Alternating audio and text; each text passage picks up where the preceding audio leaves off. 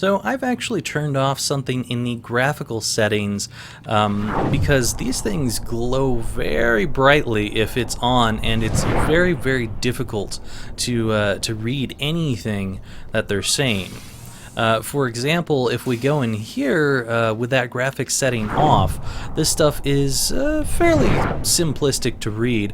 However, if I turn those graphic settings back on, then you can see that things are extremely bright, and things that we could read before are kind of blurred out by the brightness. We can still read a lot of it, but there's some of it that just gets covered up by the brightness. I will tell you exactly what that graphical setting is in case you want to read this on your own as soon as we get back with that graphical setting off. So under graphics settings, the one that will make the words on the wall less blurry is Post-FX. So I definitely recommend turning that one off if you want to even try to read this stuff, because it is ridiculously hard to do otherwise. Anyway, we will start off with the Chinese that is written on the wall. This I would not know whatsoever if it wasn't for actually researching this game over time, because I do not speak Chinese, I do not know Chinese whatsoever. So anyway, we are going to start with the first one, which I believe I am staring at almost center on my screen is under the hunger lies the answers right there. Well, not that one, that's a little too far over. And I'm not going to point to each and every one of these because I will not probably point to the correct ones. Anyways, the first one is hearing is better than not hearing. Observing is better than hearing. Knowing is better than observing. And doing is better than knowing.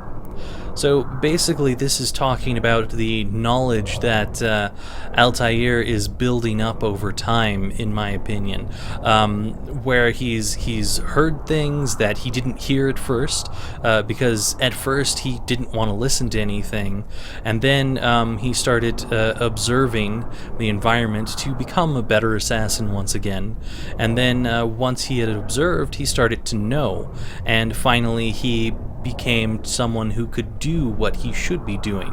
And in fact, in the end, did kill Al-Mualim for being against what he had learned throughout that entire time.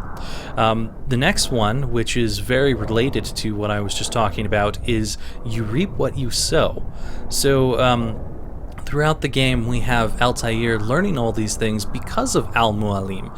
So what Al-Mualim is sowing is Altair, who eventually comes back and ends up killing him for basically going against the principles that he was teaching Altair.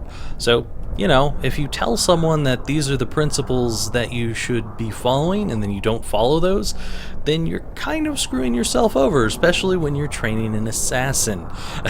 He's gonna probably come after you later. So that whole do as I say, not as I do kind of thing doesn't really apply when you're training an assassin. Anyway, next we have one who wants to read into his future needs to write his own present. So this one is probably talking about how Desmond is actually here right now and needs to think about his present circumstances to understand the future that is going to be happening very soon. Or it could also be referring to Altair in that he is seeing the future with the map that is actually displaying where the pieces of Eden are, and those pieces of Eden are going to come into play very importantly in the future, long after Altair is gone and it becomes Desmond's time. So kind of interesting to look at it that way. Next we have, as a human being, if you want to know the spiritual realm of Buddha, you have to observe. You have to know that everything you see in the world comes from your own mind. So here we're basically talking about how there's been illusions, and how the world itself is coming from the the memories of Desmond here. So basically, everything was an illusion within the Animus. However, it did happen at one point, and is within his own mind, and he gets to see all of that within the Animus there. Now, that also works with Altair in the final battle, because technically he is probably not moving throughout the final battle until Al-Mualim puts away the piece of Eden. He's just frozen in place and fighting in his mind, which is why he's seeing a lot of illusions like the people that he killed as the game was progressing. So a lot of interesting subtleties there with that one. And then finally we have one who does not forget what was before, is the master of what comes after. Now, this is obviously referring to the Animus and finding your memories so that you can actually influence the future with those memories from the past. Now, there is a couple of things on here that are in, I believe, Arabic, and the one over there on the side is in Hebrew, if I recall correctly. And the one in Hebrew over there actually stands for Olam Haba, which is the world to come, which is kind of referring to the Messiah to come in the future. However, in this case, the world to come is probably the Templar world, controlled by the pieces of Eden, which they are using to take over the world. So there is a very, very different meaning to this being written here, and it's actually written a couple of different times on the wall here. Now, the Arabic saying, which is also written a couple of times here, possibly even other places that I'm not seeing it right now, means al-zazala, if I recall correctly, which is the earthquake, or basically the apocalypse. So it's an ending to everything, and we're probably talking about the way that they are attacking the world and controlling their minds is an end to humanity as we know it. It's changing what the world is going to be. It's technically a new beginning, but at the same time, everyone is completely under the control of the assassins, so it's almost as if there's no world anymore whatsoever. Alright, let's see here. What should we go to from there? Okay, let's go with I've entered the abyss and never returned. So for this one, entering the abyss is probably entering the Animus to enter the abyss of your memories. And he never returned, meaning that he kind of went off the deep end. Now, that will make a little bit more sense when we're reading some of the emails, because we basically get to hear about how people who go into the Animus too much start to go crazy, which is probably why there is all of these messages here. And as Desmond asked, is that blood? It actually is blood, because obviously the person who was here before us didn't have anything to write in except for his own blood. So yeah, that's probably what happened. Now we've got a little bit of a butterfly looking symbol in the middle here. That is called a Lorenz attractor. That was created by a guy named Edward Lorenz, and is actually used for dictating weather patterns. It is a fractal. And basically what he determined was any little change in the variables that he made with the Lorenz attractor equation actually changed everything significantly, to where he found out that he couldn't really predict weather patterns beyond about 7 days because of it, because just a tiny little thing that seems insignificant could really change everything entirely.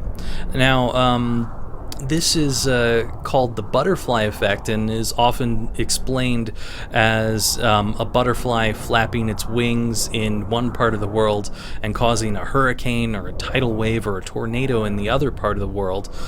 So that little tiny thing, that little tiny variable is enough to change things entirely on the other side of the world.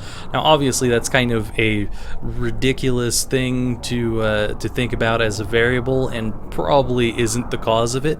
But the point is that things are so small that you really can't understand what is going to change it, and therefore you can't predict the weather without any errors into the future. Now, this is probably referring to Desmond's genetic memories of a past event that's over 800 years old, influencing the present day dramatically via the Templar mind control networks that they're creating through these pieces of Eden. So there's a big difference in the world because of the fact that this is happening. Now, let's see here. We might as well move on to another fractal. So over there, we've got another fractal. I think there's a tiny one of that fractal right there too. That's just a piece of the fractal, but that is actually related to the Zn plus 1 equals Zn to the second power plus C right there. That is a fractal equation that creates that and is called the Mandelbrot set. That particular set is actually not particularly useful, other than the fact that it explains a tiny change in this equation creates an infinite fractal that continues to get bigger and bigger and continues on forever. So basically it's like throwing a stone into a pond, creating ripples that just continue on forever, and where the stone is going to be Desmond in this case.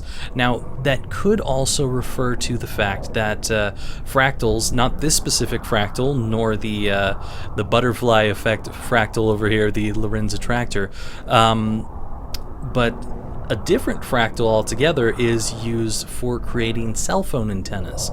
Now, the signal for mind control through the piece of Eden probably has to use some kind of fractal device, specifically so it can transmit these mind control signals. I could be reaching here for all I know, but the point is that fractals do play a role in transmissions.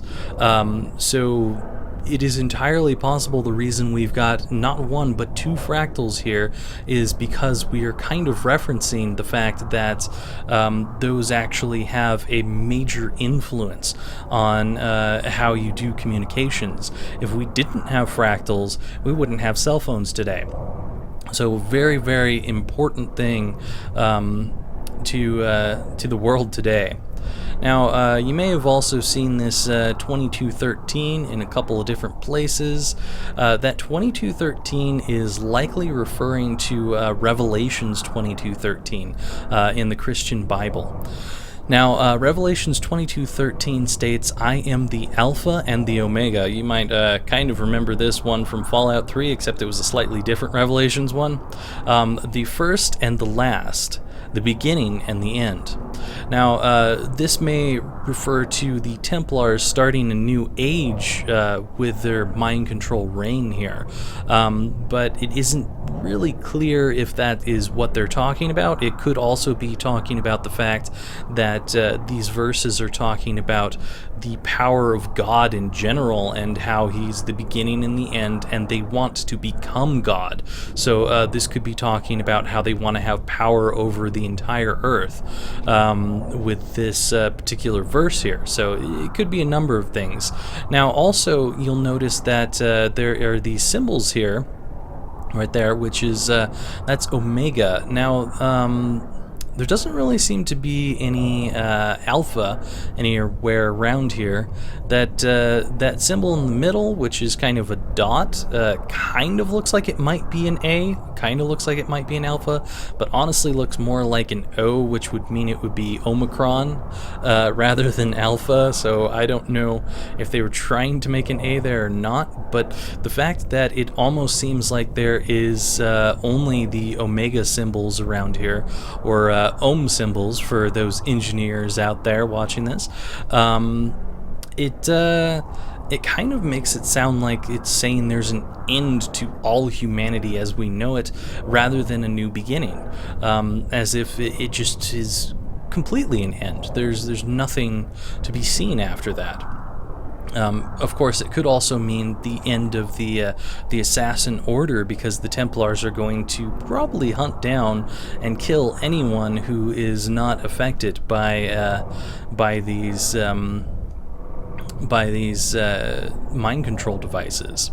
Anyway, let's see here. What are we going to look at next? Why don't we go for the 13.0.0.0.0. That is a Mayan calendar long count, and it stands for December 21st, 2012. You may have remembered that as the day that everyone thought that there was going to be the end of the world, the apocalypse. What it actually is the end of a particular Mayan long count, which is called a Ba'aktun. It is the end of the 12th Ba'aktun and the start of the 13th. Now, the Ba'aktun is a period of about 394 years. You have to kind of remember that they weren't going on the same days as us, so it's a little bit off there. For Mayans, this kind of marked a huge celebration as the end of an old cycle and the beginning of a new one.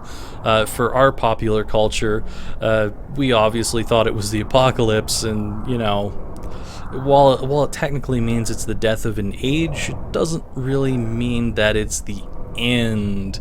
It means that it's the birth of a new age or cycle at the same time. In fact, beyond this particular cycle, the Ba'aktun is the Piktun, which hasn't even cycled over to the number 1 yet. We're still on 0 here.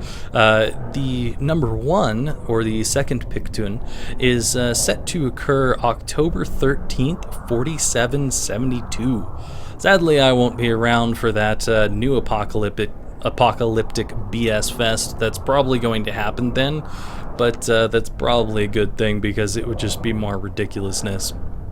Now, in game terms, this is the launch day for the satellite network to control the minds of humans. So they're launching the pieces of Eden into the atmosphere so that they can actually control people. So this change, this new age that it's talking about with the 13th Ba'aktun here, is actually something meaningful to the Templars.